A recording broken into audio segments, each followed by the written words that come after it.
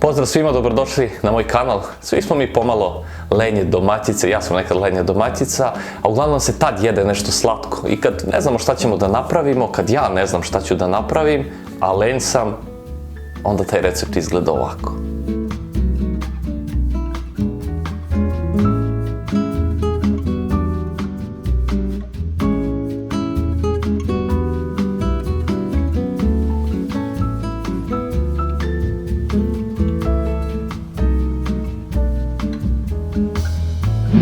Ovdje su banane glavne, uzet ćemo ovako 3 banane, otkinut ćemo jednu po jedno, zatim ćemo lagano da ih oljuštimo.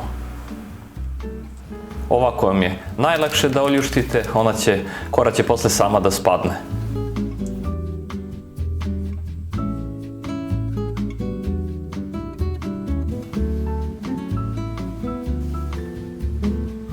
Uzmite bananu, presecite na pola, pa onda na još jednu horizontalnu polovinu, stavite na dasku da vam bude lakše, da ne prljate i uzmite kikiriki puter. Ja sam koristio kikiriki puter koji ima onako malo komadiće kikirike, vi možete onaj običan, pravi puter i fino namažite preko polovine banane.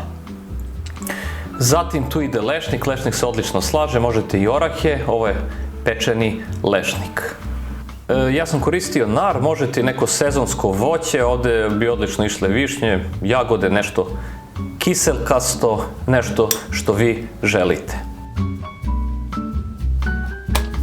Uzet ćemo čokoladu, koristio sam crnu čokoladu, 80% kakaa i stopit ćemo, to ćemo raditi tako što ćemo da u čokoladu dolijemo malo vrućeg mleka, mešat ćemo dok se smesa ne sjedini, tačnije dok se čokolada ne otopi i nju ćemo da prelijemo preko naše banane.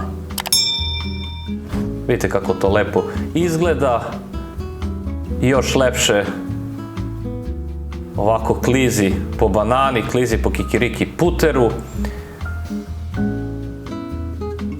i to je sva mudrost. To je naša lenja poslastica, brza, koja je, verujte, odličnog ukusa i bit ćete srećni i zadovoljni.